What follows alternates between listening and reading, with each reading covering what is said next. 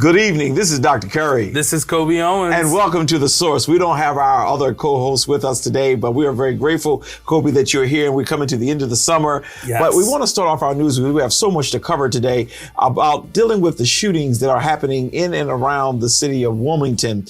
Just last Monday, a person was killed during the morning. I think it was around 6:30 in the morning, around 24th and Pine Street. Have you heard anything about that? Yeah, so the call came in around 6:30 a.m. in the morning on Monday, and it was a call identifying that there was a man who was unconscious, who had blood coming from his mouth and was cold to touch.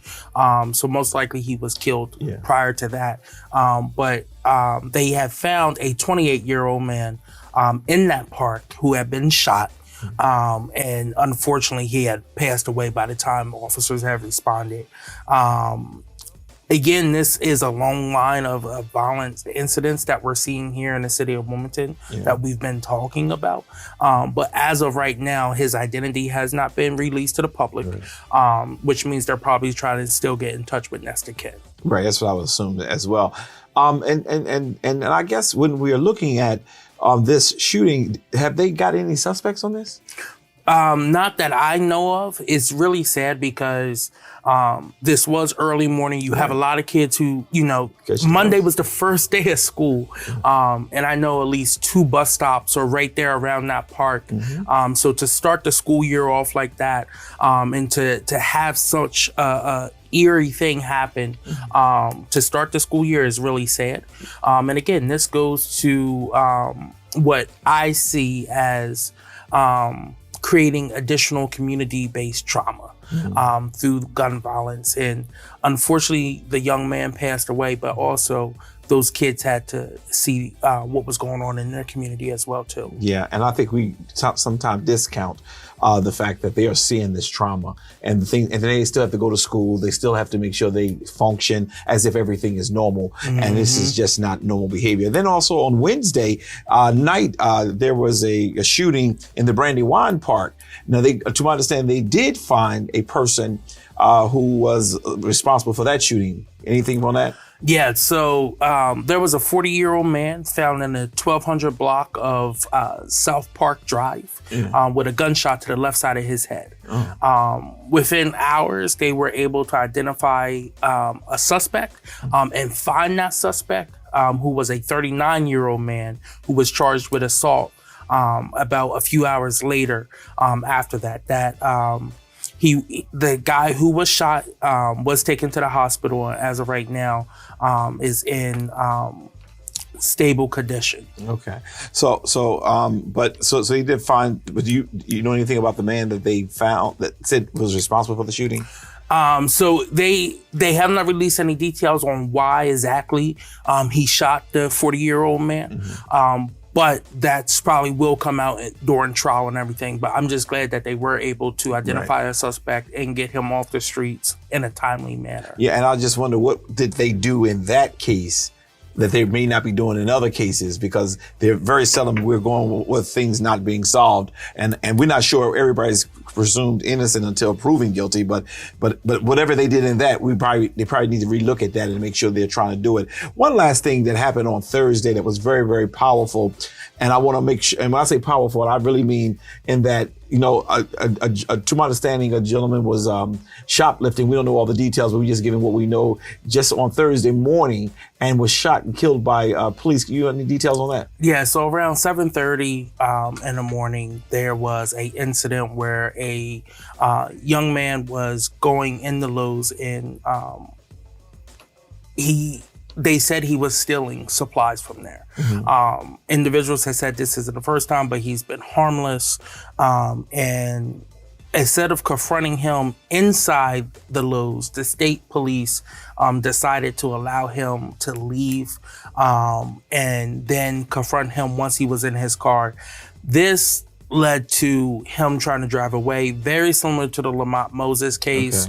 And just for the record, in the state of Delaware, it is illegal for a law enforcement officer to shoot at a moving car. But yet they did this, and they ended up executing this young man which again, regardless of what crime you committed, no one person should be the judge, jury, and executioner.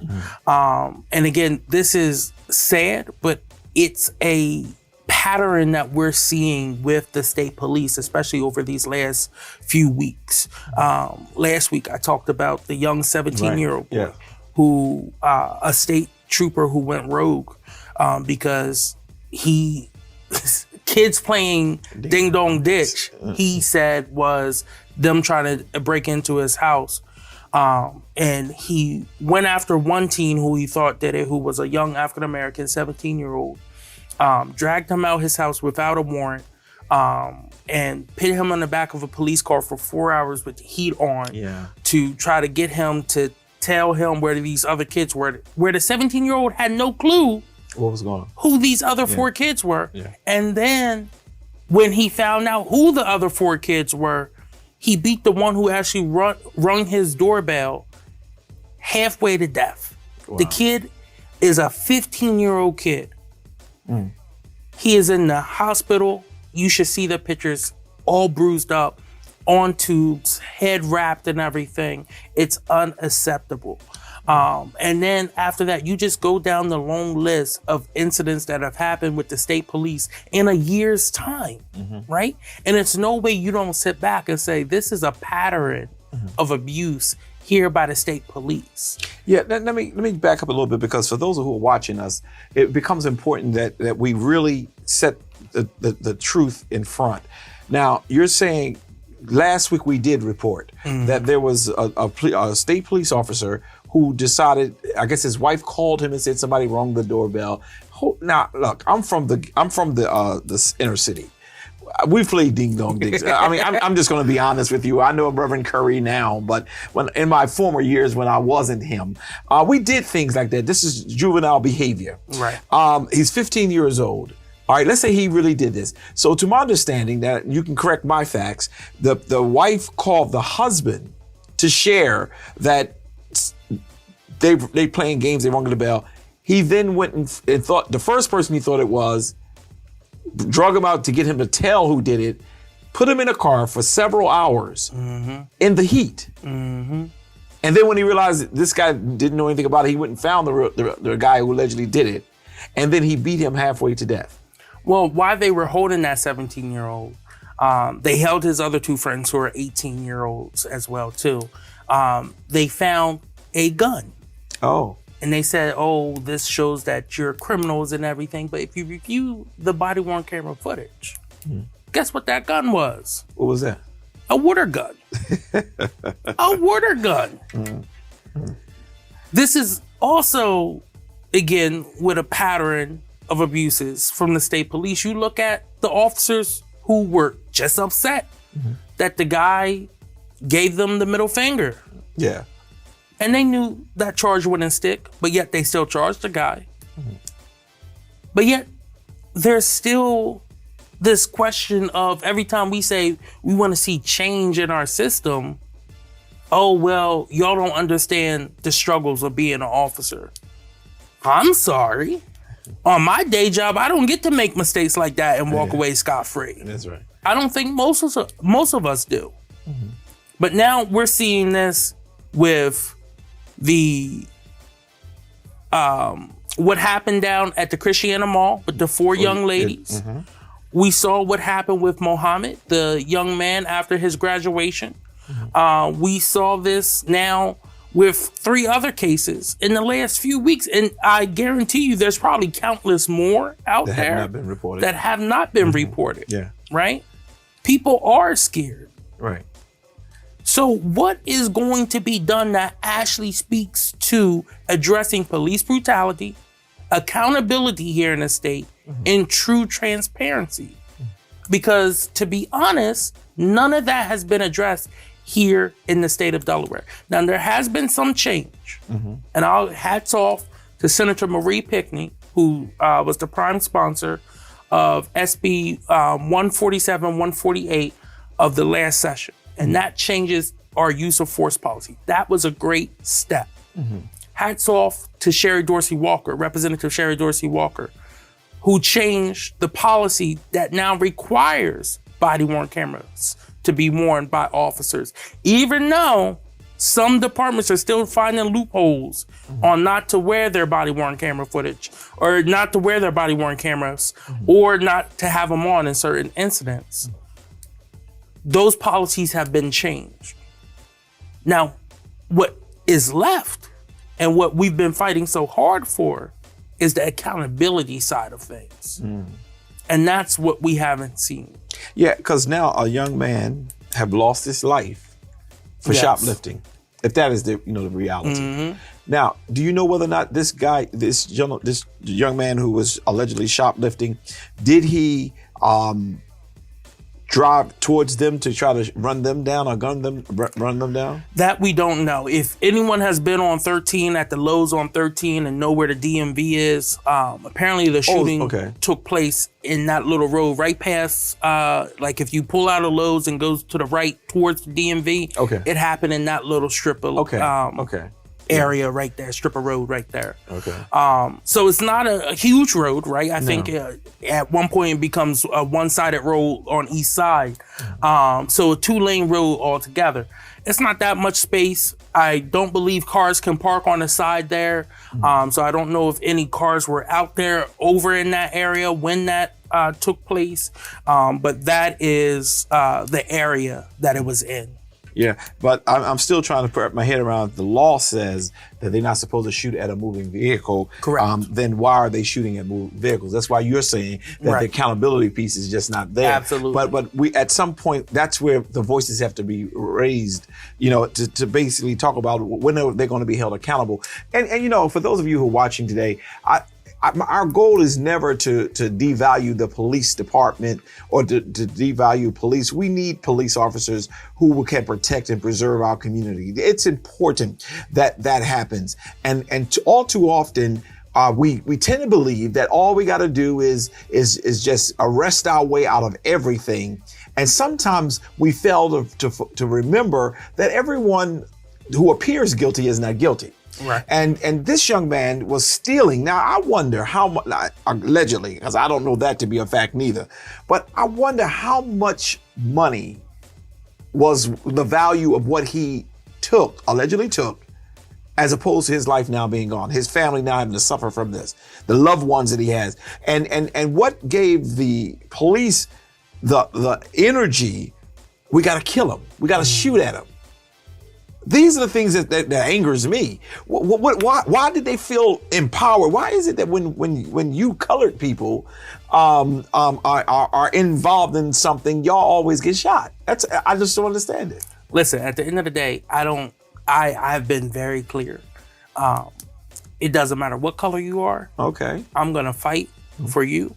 If I believe that it was a illegal shooting or if it was an illegal beating, whatever it was, illegal use of force by the police. One, because I believe the police departments should be held to a certain standard because we are giving them the power, right? That badge and that gun gives you a lot of power.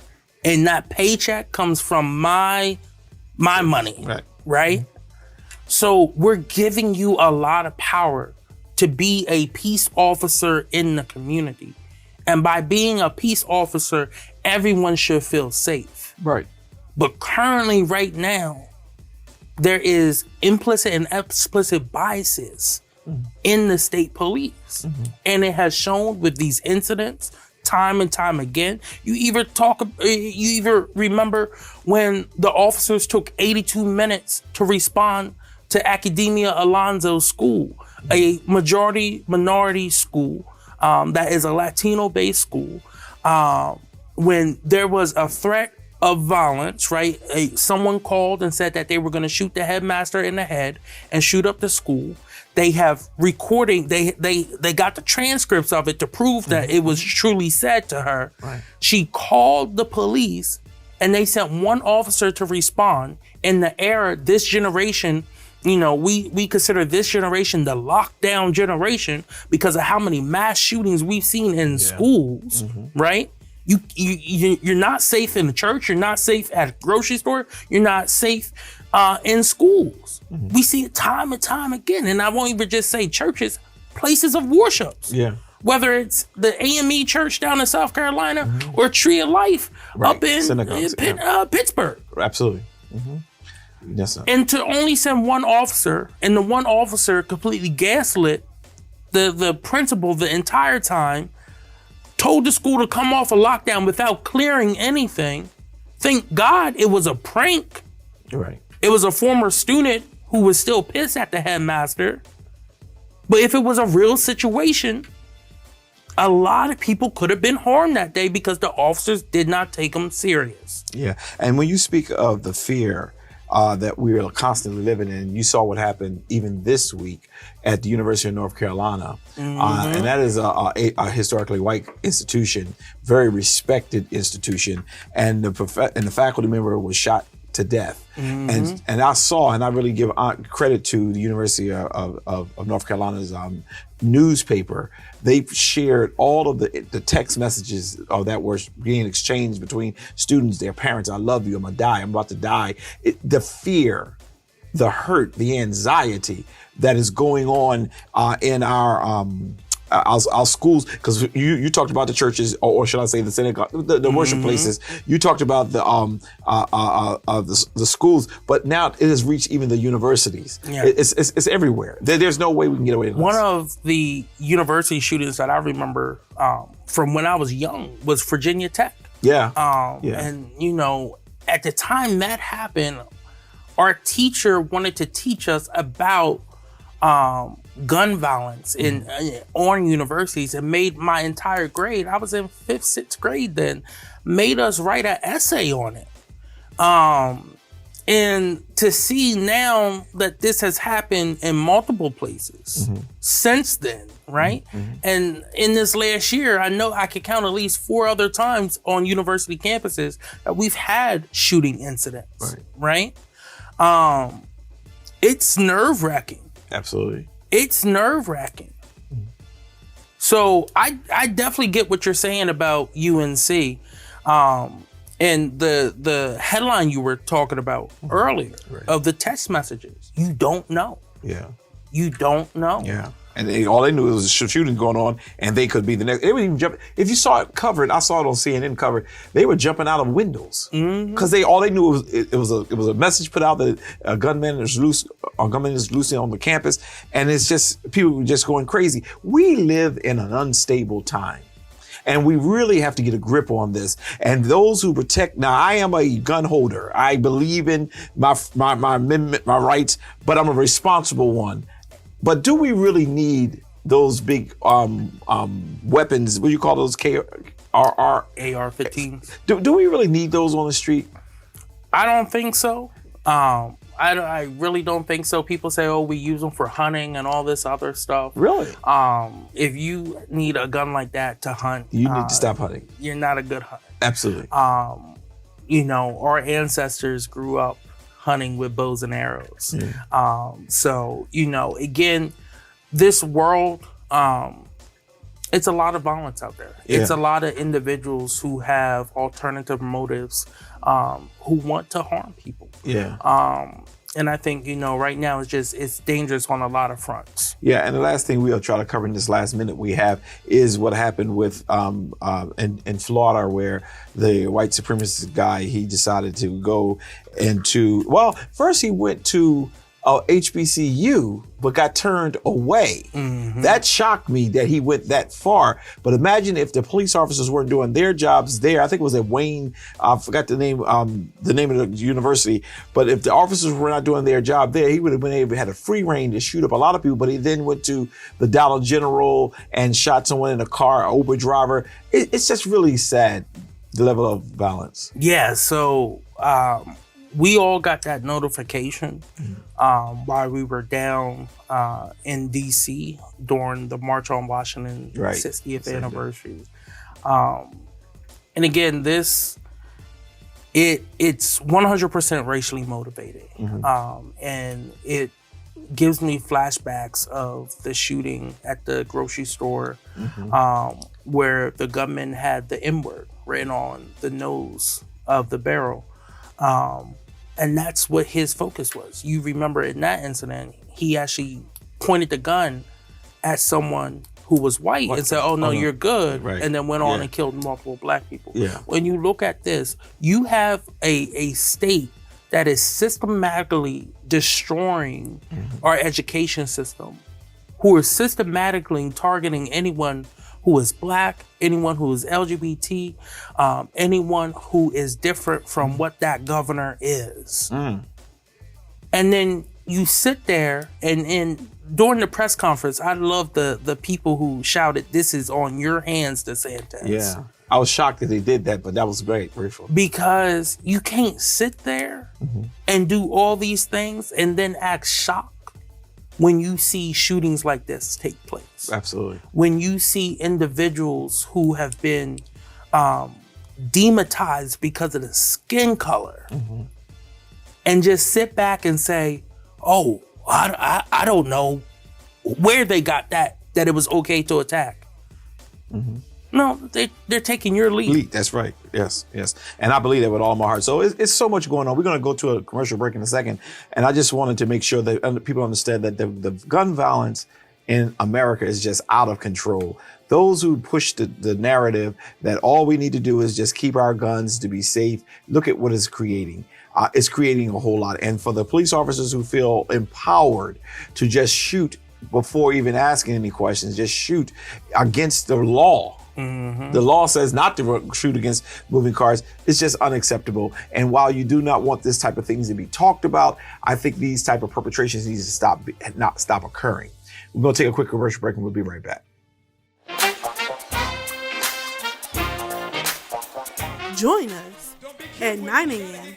on YouTube every Sunday by typing Zion Fair Baptist Church.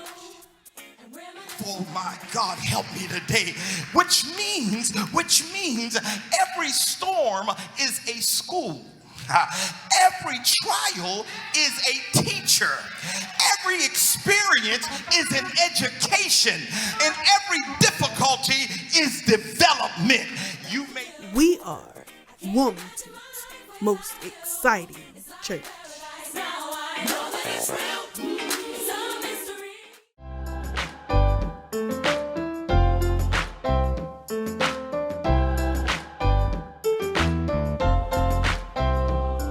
Tune in at 8 a.m. every Sunday for our worship services. Join us at 9 a.m. on YouTube and Facebook Live by typing Zion Fair Baptist Church.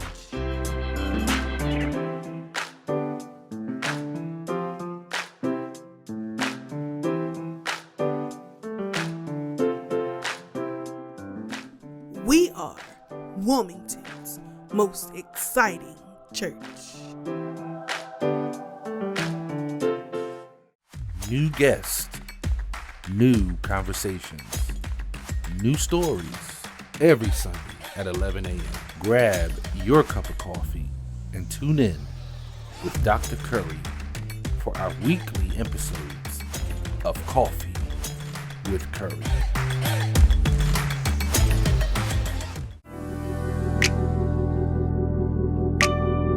Join us at 9 a.m. on Facebook Live every Sunday by typing Zion Fair Baptist Church. Jesus felt what you're feeling, but he did not sin. Am I in the word? Have one who has been tempted in every way, just as we are, yet he did not sin. We are Wilmington's most exciting church.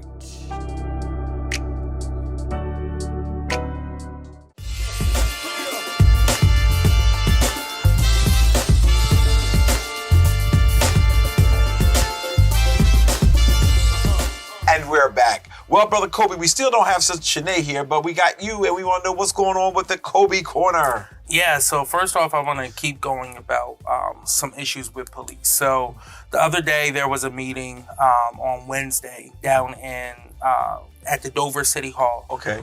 From Kent County residents who expressed issues with some of the different police departments in Kent County about implicit biases and racism that they're facing. This came from people who are both Dover police, who are under the control of Dover police, Camden, Wyoming, and a few other PDs down there as well too. They expressed concerns about being arrested with no explanation, held on hours on end without actually being charged with anything, telling them that, oh, you fit the description of another suspect, and come to find out the suspect looked nothing like them, or wasn't even driving the same car. This has been an issue that, you know, a lot of people have been talking about for a long time, but now they're really expressing their issues with this. And, you know, others are talking about, either business owners are saying that, you know, they were harassed by officers as well too. And when they were trying to, whether it was they called the cops because something was going on at their store, they were the ones who ended up being harassed and mistreated. So people who kind of led the meeting and called this meeting was Reverend Mashu Page, who is the 4th District Human Relations Commissioner. And then also Dover City Councilman Brian Lewis, who's the former sheriff, and also Dover City Councilman Roy Suller Jr. So again, they're still looking to see what are the follow-up actions, what are the next steps for the group as well too. And they're going to also be meeting with other elected officials, advocates, and clergy in that area to see if they can come up with a plan to address some of the issues that are going on. You know, and while you were talking, I was sitting there thinking, why is it that we have to get to a place where people just treat certain communities, certain people, you know, especially those who are economically underprivileged, as if their rights, they don't matter? And it really does. Every person have a right to certain things in our country. And it seems like after hearing this report, it's like, we arrest you. You don't have to look nothing like the person, but we'll say it. And then you ought to take our word for it. The car that we're looking for looks nothing like your car, but we'll say it. And it doesn't make sense to me. I just don't understand it. But when I grew up, you'll explain it to me better. I'll try. But next, I want to talk about something that's a little more lighter, right? It's the beginning of the show has been kind of heavy, right? Yeah. But I want to talk about some funding that's coming into the state of Delaware from the federal level, thanks to our 2 U.S. senators, Senator Tom Carper and Senator Chris Coons, and our U.S. Representative Lisa Blunt Rochester. They're working with County Exec Matt Meyer to secure funding, which we have received through the RISE grant through the U.S. Department of Transportation. That's Pete Buttigieg is the secretary, to build a new, it's a river trail. It's 2 miles. It's ADA accessible, and it's going to be shared between the Newport Trail and between Newport and the Jack Markell Trail, connecting Wilmington to Newport area. Again, this is super exciting, especially as we're trying to encourage more people to bike, to walk. It's connecting more communities, encouraging healthy living. It's a total of $23 million that's being issued from the Rebuilding America Infrastructure with Stability and Equity, the RISE grant program that's housed there. They had a press conference the other day. While the press conference was great, the mosquitoes were not. But super excited to see so many different groups come together and work on this and work with the county exec to again expand this the Jack Markell Trail out to Newport. Again, Jack Markell Trail is about 16 miles. And again, this is a additional 2 miles. So now it creates a whole loop around the city of Wilmington and into a new area. So super excited about that. It's also a safer alternative for cyclists, right? So people who want to bike, people who want to walk more, instead of having to be on the side of a road or something like that, you now have a safer pathway to go. And this is just half of the funding that's coming into Delaware overall. Another RISE grant has been approved for the state of Delaware for DelDOT, which was announced earlier this summer, but the money's just coming in for to complete the final phase of a 17-mile multi-use path connecting Georgetown to Lewis, down in Sussex. That's a $21 million project.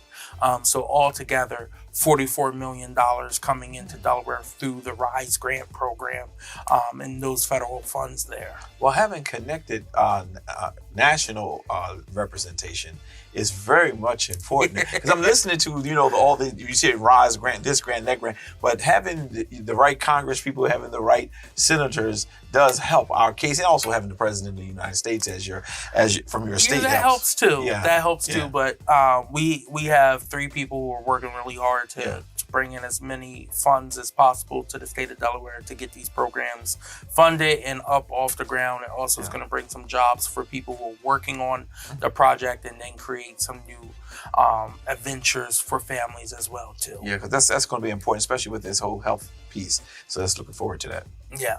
And then my next piece is I wanted to talk about EVs in the city of Wilmington. It's something that we've talked about. I know you just recently got an EV. Yes, sir. Electric vehicle. Yeah. See it looking nice out there. As we start going more and more towards a greener society, right? There's been more and more incentives to go green in the community. EV, electric vehicle, is a route that a lot of people are looking at. But one of the issues, especially in cities like the city of Wilmington, but also in bigger cities like Philadelphia and New York, is how are you going to charge it, right? Where everyone may not have a garage, whether it's attached or detached. You may not have a garage. You may not have a designated parking spot for you, right? That driveway. So what are you going to do? So there has been a 13-member electric vehicle charging station work group put together by the mayor and by the city council. 7 members were appointed by the mayor, and 6 were appointed by city council to come up with recommendations, help develop policies and laws needed for a permit process to allow charging of EV vehicles here in the city of Wilmington. The people appointed by the mayor is Bob Goff, the city solicitor, Jeff Starkey, director of land use and planning, Kelly Williams, commissioner of Department of Public Works, Michael Boykins, commissioner of license and inspection, Stephanie Magler, deputy chief of staff, Benny Person, division of climate, coastal and energy, DEMRAC. And Scott Johnson, founder and partner of Johnson Commercial Real Estate.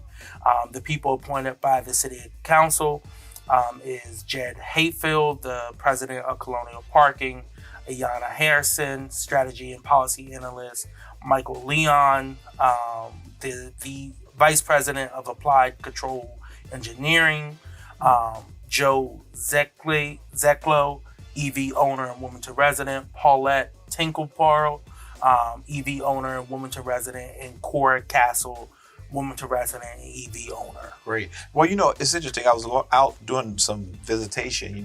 We pressed to still do that. And while I turned the corner, Deacon Allen and I, we were together to visit one of our parishioners, and I noticed a car connected to the electric, to their station in front of the house in Wilmington.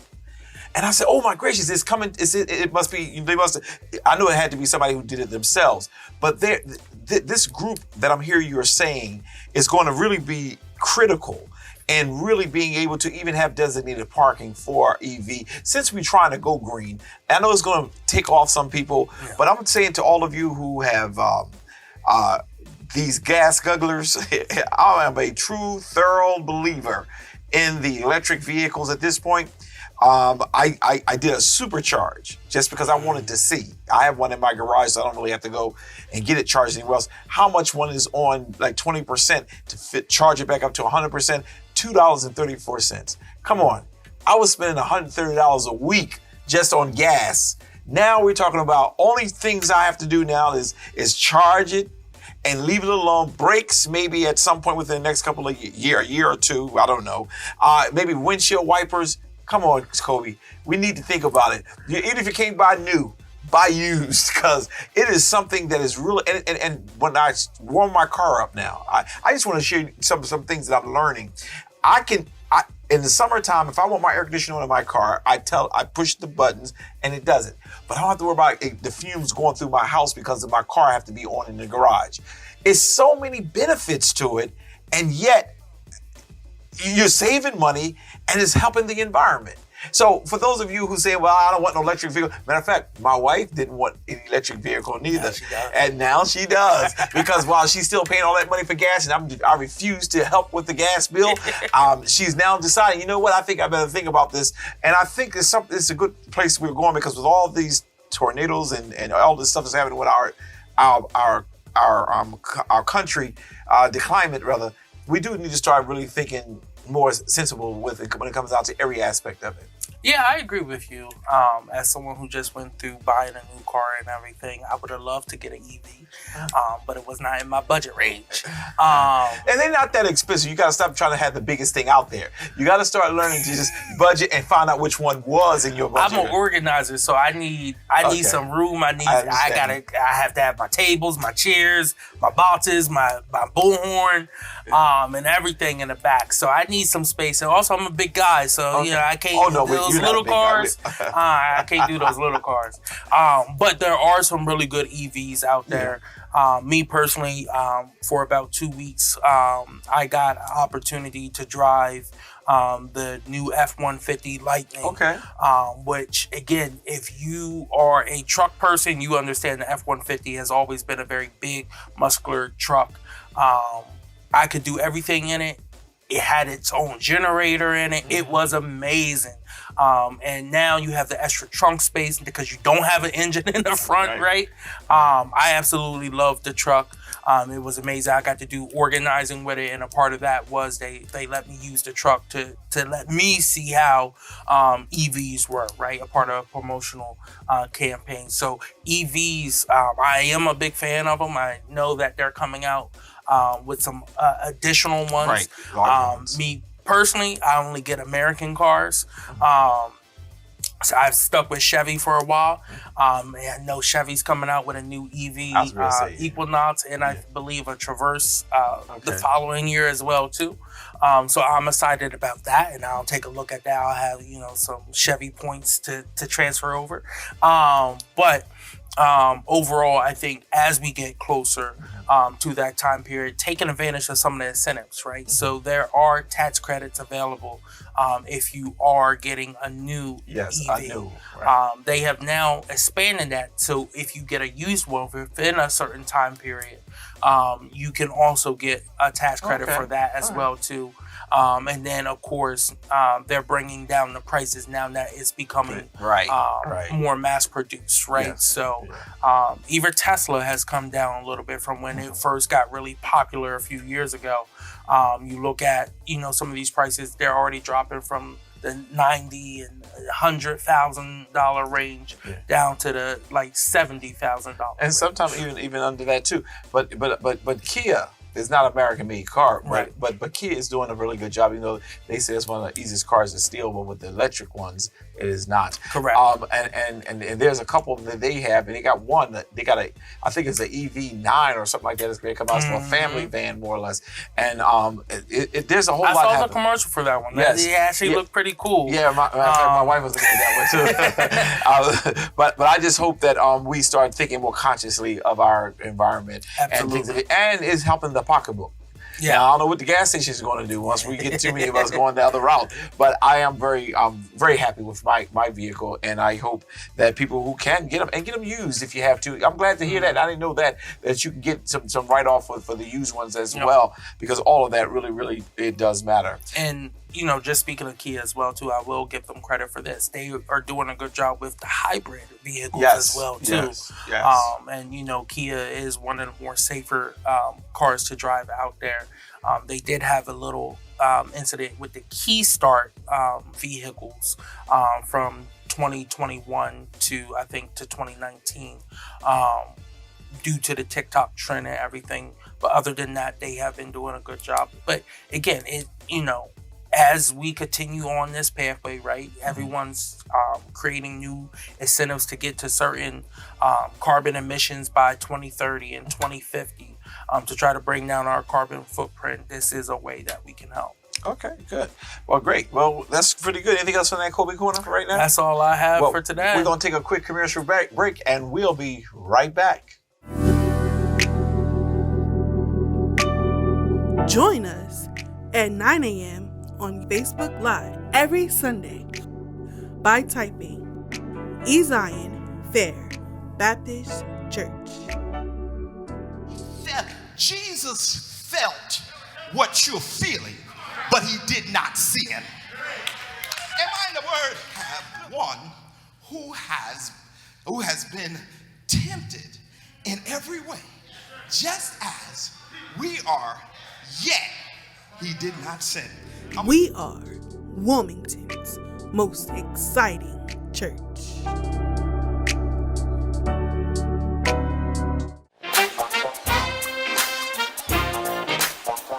Join us at 9 a.m. on YouTube every Sunday by typing Zion Fair Baptist Church. Oh my God, help me today. Which means every storm is a school. Every trial is a teacher. Every experience is an education. And every difficulty is development. We are Wilmington's most exciting church.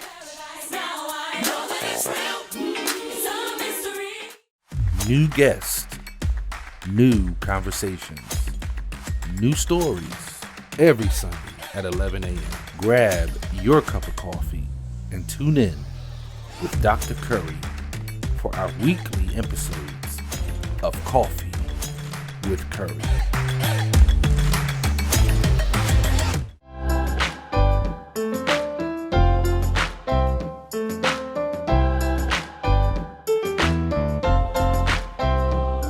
Tune in at 8 a.m. every Sunday for our worship services.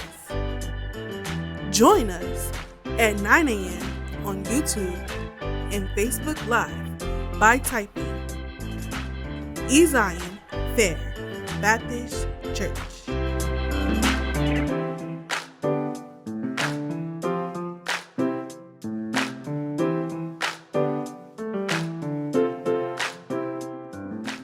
We are Wilmington's most exciting church.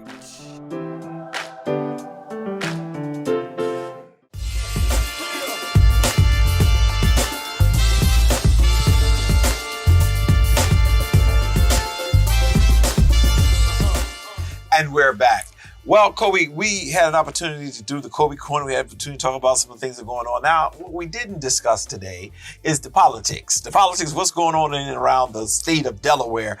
And we promised every time somebody who are announced that we would try our best to at least share who have announced. Anybody in the city level yet announced other than Beldo Pollard for the mayor? No, there hasn't been any new city base. When do you think that's going to start happening? I think a lot of people are just waiting until after the new year, after the end of the year following deadline, to start at least announcing and start fundraising. Okay. So is there a deadline on not announcing, but to run registering? So to sign up to run, the deadline's in July. I believe it's the second Tuesday in July is the deadline to file to run for office. Okay. And then the next filing deadline for your finance report isn't until 30 days before the election. Okay. Whereas if you announce and you start fundraising now, you have to file a report at the end of this year. So anything you bring in up to December 31st, 2023. Good. All right. Well, we have nobody on the city level. What about on the county level? Yeah. So on the county level, again, there's only the one primary going on so far, and that's between Mike Brown and former Councilman Mike Brown and County Councilman George Smalley. Other than that, there has been no other announcements on the city-county level. And then for county executive, it's Marcus Henry, who is the son of Margaret Rose Henry and also the general manager of the county under both Matt Myers and Tom Gordon, versus Karen Hartley Nagel, who's the council president, currently running against each other for county exec. Now, Mike Brown, who is, like you said, the former Republican for the city of Wilmington Council, what are they running for? He's running for the 7th County Council District as a Democrat. Oh, as a Democrat? As a Democrat. We switched like that? Yes. Okay. All right, so he's running that. Now, is that somebody's seat? Whose seat is that? George Smalley. Who he's running against? Correct, yes. All right, so George Smalley, is George Smalley in any kind of trouble or anything? That I don't know. Okay. I believe George Smalley has never had a primary opponent. And usually in incidents like that, people get very lax in their campaigns and they end up losing. Okay. Because I heard his name, but did not know him as an individual. But I do know Mike Brown, who served very faithfully in the. He was a fighter in city council, especially under Theo Gregory. Yes. Yep. All right. So we got the county. Now let's see if there's anything on the state level. Yeah. So I'll start with some state rep. People have opened up accounts. We will have a primary in District 29, which is currently held by Bill Bush. Monica Shockley Porter has opened up a committee to run in the Clayton area. It's like Clayton, Dover. I believe some of Smyrna is in that as well too. She's going to be running, and then Marty Renier, who is a member of the Human Rights Commission here in the state of Delaware, has opened up a committee to run for former Speaker Pete Swarthgall's seat. Okay. As many of y'all... so he's not even running. Right. He's not running for re-election. Right. He's staying in until the end of his term. He stepped down as Speaker, but he's not running for re-election. Okay. And then also Mike Smith, a different Mike Smith, but Mike Smith is running for District 21, where it's going to be a primary. Frank Burns is running in the Democratic primary as well too. There is a Republican Mike Smith in District 22, not in 21. So that's probably going to cause some confusion out there. Yes. So that's the state rep, state senate level. Next level is lieutenant governor. Oh, wow. So for lieutenant governor, on Thursday morning, state senator for the 5th district, Colby Owens announced that she is running for lieutenant governor in Delaware. She is, like I said, is a current state senator, represents parts of like Claymont, Bellefonte area, Tallyville, up that way, up North Wilmington area. And again, she is the current judiciary chair in the state senate for us. And then on the next level, and that's going to be now a 4-way primary. Right, so also take people there. Sorry, before I jump, that will be a 4-way primary. Wow. So Kyle is the 4th person in that race.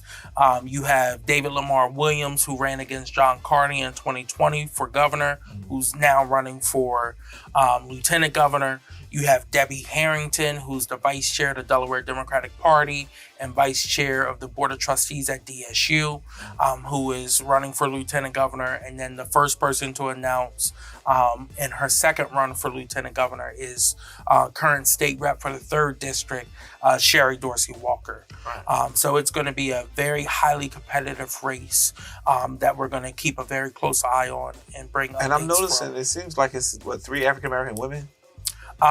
2 African American women, yeah. And one African American male. Male, okay. And then you have one Caucasian woman. Yes. Okay, and I don't really know the sister from Delaware State. Mm-hmm. What does she do other than She's a retired Army colonel. Okay.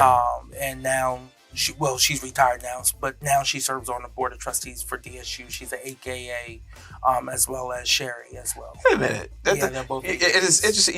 You know, I ask questions because I like to show you some. Did they not go to the boule and say we don't do that? Did they not do that? I got my arms folded here talking to Colby because some things just doesn't make sense to me. But you know. I'm a member of Omega Psi Phi. It would not feel good to know that my frat brother is running against me. Yeah.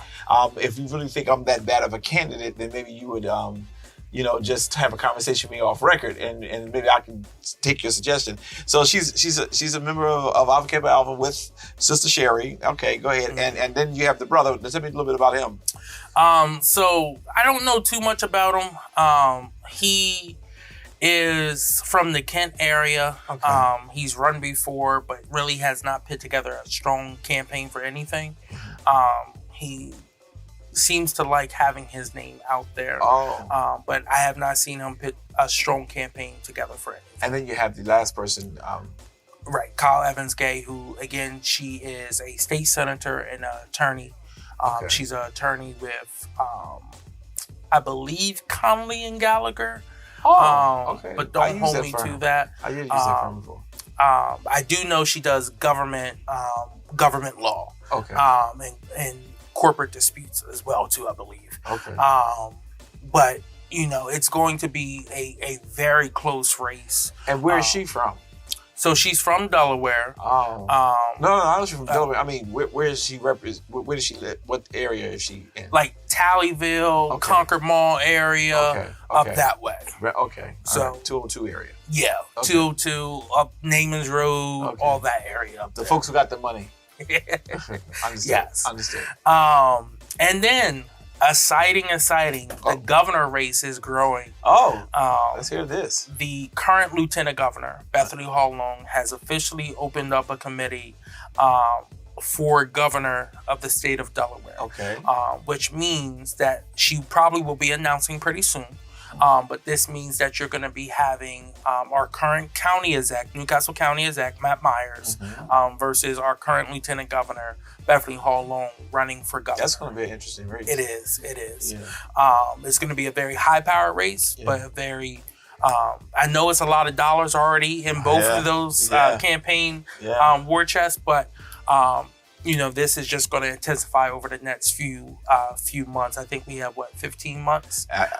Yes, somewhere in there. And no, not 15. Maybe 11, 12, because it's going to be in September. But whoever really win the Democratic nomination, which is in September, correct? Yes. That's the one who normally gets the governorship. As of right now, but we still have a lot of work to make sure we keep those numbers right. I know. But that's going to be interesting. Now, next week on Coffee with Curry, I believe Matt Myers will be on that show with us. Mm-hmm. And while we have not endorsed any candidates, I'm just trying to get the information out there and trying to see who's running for what. But that's going to be a really interesting one. I know that he's done a whole lot in the north part of the state, real strong. I mean, given he's the county exec, but before he even got to that place, he was really pushing and making stuff happen. But we're going to see how that turned out. And so that governor race is going to be interesting. Lieutenant governor, he's getting heated. So now the only thing I really have interest in the most is the governor, the lieutenant governor, and the mayor. We're going to see how those three work out, how they shake out, how things get better. And for those of you who are watching, that's the only time I'm going to get excited, just to hear who's doing what in those areas. Now, everybody else will listen to you, Colby, because you're the geek when it comes down to these politicians and all that good stuff. This next week is the first state dinner. Yes. Talk a little bit about that. Yeah, so we're super excited to be bringing back the dinner. It's been 4 years now. The last one was in 2019, and then with the pandemic, we just wanted to be as safe as possible these last few years. But we're having someone who I truly admire for his work in the U.S. House, Jim Clyburn, who is a former House whip, a House Majority Whip, and now Assistant Democratic Leader in the current session, coming up to Delaware to be our keynote speaker. It's going to be a great night. Over 500 Democrats have purchased tickets to be at the event. It is sold out. Yeah. I think we only have like 10 VIP tickets left. And I'm one of the 10. Yes. Left. Oh, okay, yeah. So again, this is going to be a great night, great energy as we get ready for 2024. Again, we have the president at the top of the ticket that we want to make sure that we reelect. But then also in Delaware, we have the prime opportunity to do what only 2 other states have ever done. And 2 states are a lot bigger than us, California and Illinois, and that's elect a black woman to the U.S. Senate. Yeah. Current Congresswoman Lisa Blunt Rochester, can't wait to say Senator Blunt Rochester, has been doing a lot of work here on the ground for the state from the time that she first got elected and was on the Ag Committee, the first Delawarean on the Ag Committee in over 100 years. And then moving to the very powerful Energy and Commerce Committee. If in my mind, it's the most powerful. Most people would say it's probably the second most powerful committee. But the work she's been able to do on that and sit on, I believe she's on 3 of the 4 subcommittees there as well too, really shows how well liked she is down there. I have a ton of friends who are current members of Congress who represent very progressive, left-wing politics. I have friends who are more conservative, middle of the line, middle of the road. And one thing that they can both all agree on is that they like Lisa Blunt Rochester and the type of leadership she brings to getting things done down in D.C. So I'm super excited about her campaign for U.S. Senate. She comes from great thread, and Yes. I'm looking forward to her even excelling beyond that. I think that she has really been through the storms of life. Her husband transitioning early in their marriage, as well as some of the things that she had to weather through. But she's really a great person. And I always tell Lisa when she comes here to East Zion that you always have a place here, and we're always ready to fight for you. Because at the end of the day, she's a thorough person, and I'm looking forward to a very strong senator. Yeah, senator who's going to represent the people, not an interest group. So that's important. Colby, last thing I want to just real quick, and we only got 1 minute, and that is I want you to help me give a pitch for voting. Why is it so important? Why is it critical that the 18-year-olds, everyone who can register to vote, should vote? Right now, you look at what is going on in this world, whether it's the rising cost of rent, the rising cost of gas, the rising cost of just your everyday living expenses. If you look at what is going on with police brutality, what's going on with our climate, that we're seeing more hurricanes, tornadoes, floods, earthquakes than ever before. We have a state in Hawaii that is on fire. We have another state in Florida that's underwater. We have California that is being destroyed by both a tornado and an earthquake at the same time. Now is the time to make your voice heard, to make sure that you're represented to see a better future for you, and making sure you're putting people in office that are going to fight for you and make sure that you're heard. Your voice is your vote. Yeah, and what I don't think people understand. Some people may say, "Well, Colby, we're a little state. Our little state doesn't matter." It does. Oh, it does. It does, and especially when you guys Congress and the Senate as close as they are, putting the right people there certainly makes the difference. And here's the thing: if you don't think we're a big state, you're right, we're not. But we're the lowest lying state, which means we're on the front line of climate change. And if you look at it, Newcastle County is the lowest lying point of it, especially the Wilmington area. So therefore, we need to make sure that they're doing everything possible to make sure that Delaware still is a state come the next 20, 30 years. We're seeing the water rise. We're seeing the water temperature also go up as well, too. You're seeing fish float to the top of the ocean because they are literally cooking in the water. You have water at temperatures of 110. You can't swim in that. You have the water rising because ice caps are melting, which means we're losing shore feet, yards and yards of beach area, where at one point in time, we're not going to have a Rehoboth Beach no more. Right. We're not going to have a Lewis Beach. We're not going to have a Cape Henlopen Beach, or what's the one up here, Battery Park. That area is going to be gone. The beach is going to be the North Market Street. So, we have to really make sure we're making our voices heard with everyday things. And then on the local level as well, too. When it comes to things like your electric bill, how much you're being taxed for your water and sewer, how much, you're dealing with fines, tickets, and stuff like that. Who's setting the prices for that? What's going on? When you look at our workforce development here, how are we putting people who live here to work? We have a lot of public dollars that are going out there on construction projects, right? Mm-hmm. But the people who are building, right, don't live in our community. So that dollar is not staying and rotating in our community, right? If you want to stemline small businesses, if you want to stemline our economy here in the city of Wilmington or in Delaware, make sure we're putting people in Delaware to work on that. And we can only make that happen if you come and make your voice heard. And let me just say to you, those of you who are watching us today, that you have to vote. Our young people have to vote. People will not take you for granted if you vote.